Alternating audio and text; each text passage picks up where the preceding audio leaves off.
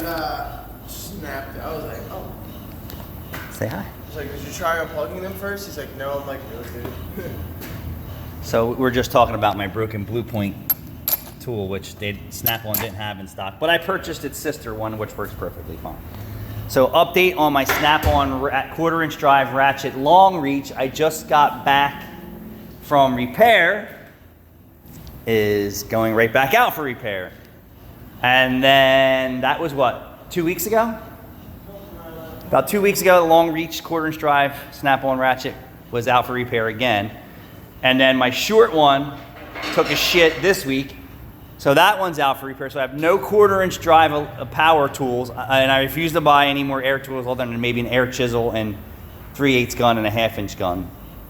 So I was forced to buy yet another one yesterday. So here's another one, right? What are the chances on having both your 1/4-inch drive tools out for repair within the same month? Those are pretty high for working. So here's what happened. Failed motors in both of them and failed battery. Battery not under warranty, one gun under warranty, one not under warranty.